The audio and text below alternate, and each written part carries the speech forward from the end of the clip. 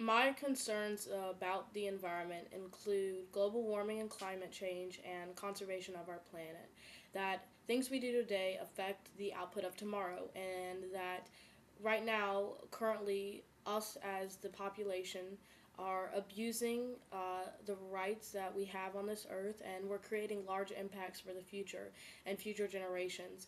And that even though conservation efforts are going on, efforts such as the Green Schools Alliance, that it's not enough, and more impact and more change needs to happen, and more involvement from people all over the world needs to happen.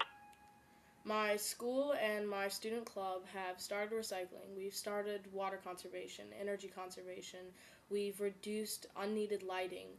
We've done a lot to kind of improve our school campus and reduce our carbon footprint.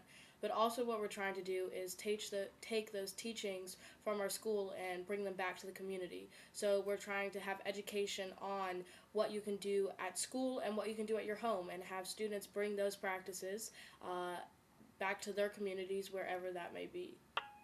My vision for the future includes no waste, where we're producing no waste, we're recycling, we're reusing things. It also includes no carbon emissions, either from using alternative energy or using clean fuels to power everything that we do in our lives. And in order for this to happen, it requires people all over the world, and from all sectors, stepping up to address the issue of climate change and conservation. And I feel as a student that I can be a global leader in my community. I can go out, I can tell people what they can do, I can educate my community, I can share best practices, and I can get people involved in projects and conferences and seminars, and I can kind of be a leader in that way to help people in my community grow and learn more about the movement, going green and helping the environment. And then after teaching them, they can do the same thing that I'm doing, and they can share best practices, and they can be global leaders in their community as well, either from recycling, going back to their homes, changing light bulbs, simple things. There's a commitment that everyone needs to make, and it can start with simple things like changing a light bulbs, and it can be large things having greater impacts, but it requires a commitment from all levels to help. I am the Green Schools Alliance. The Sc3 was, this may sound cheesy and corny, but one of the most amazing experiences of my life, without a doubt. Either from meeting all these interesting people and realizing that students all over the country shared the passion that I did.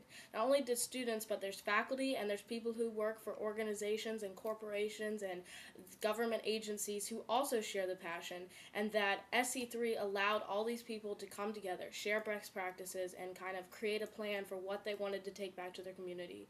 I take back the experiences and what I learned from Sc3, which included so much information on so many different topics and such a great experience back to my community, and I've implemented some of the programs.